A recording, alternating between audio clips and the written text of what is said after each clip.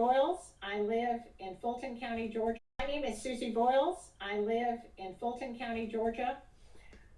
I have been a longtime poll manager, and I was tasked to come to the Georgia World Congress Center, Building B, and be an auditor for the absentee ballot from the November 3rd election.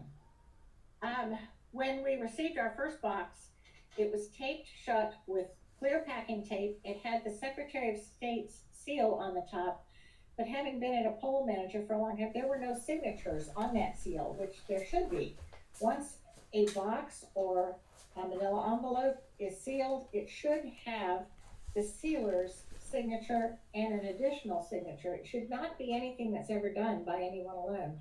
That seemed rather strange to me, that the seal was there, but there were no signatures on this seal indicating who had closed the box and what was the chain of custody on this box? Who had handled this box prior to my handling it?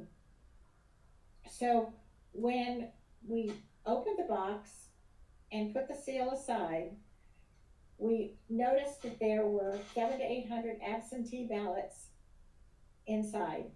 They were segregated into batches of ballots, and they had, most of them had 100, one had 110 in the batch. Most of the batches showed a great deal of wear.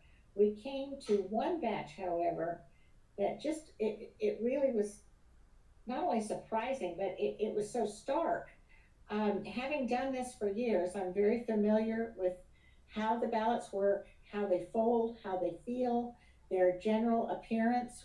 These ballots appeared as though the first one had been bubbled in by a person, but all of them were replicated exactly the same.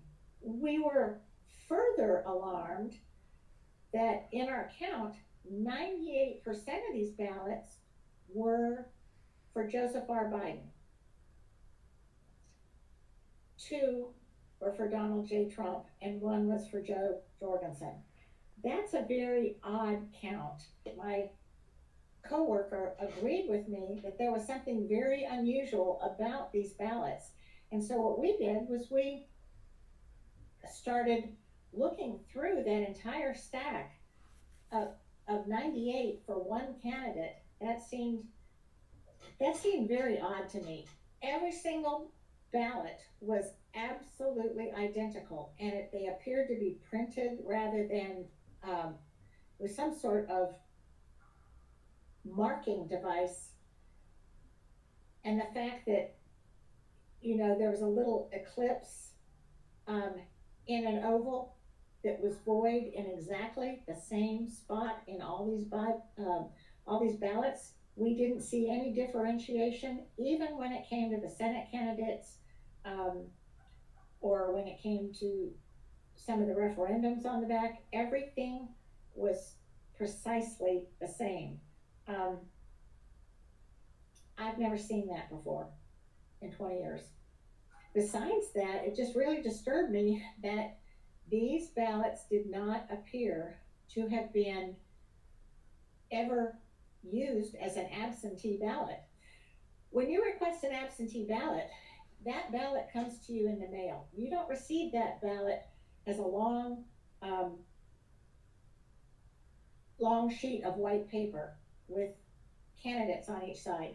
That ballot has already been through the franking process, the stamping process at a post office. And so it has already been folded once. And regardless of your delivery method, whether you choose the US Post Office or whether you chose one of those boxes that were outside of libraries or other polling places, you had to fold that, and there would have been more severe or deeper creases in these ballots, and they weren't there. But there was use to the other ballots. There was differentiation in the bubbling in of the candidates in those ballots. And this particular batch of this nearly 800 ballots, it was a stark contrast to the other ballots that were in there. There was a difference in how they were bubbled, and the fact that 98% of them were bubbled for Joseph R. Biden, that was alarming to us. This is a job that deals with the integrity of each person's vote, and I felt like this was compromised. With a box that was so hastily put together, that was taped, and the secretary's seal was slapped on there, but nobody had signed it, and it wasn't even completely slapped on. I can see where somebody might have opened this box. We were just two auditors at one table. This was just the first box that we were given. And it was rather alarming to me that if this happened in our one box, how many other boxes was this happening to? How many other ballot boxes was this occurring? Where else was this happening? I don't think our box was unique. And this could change things on a massive scale.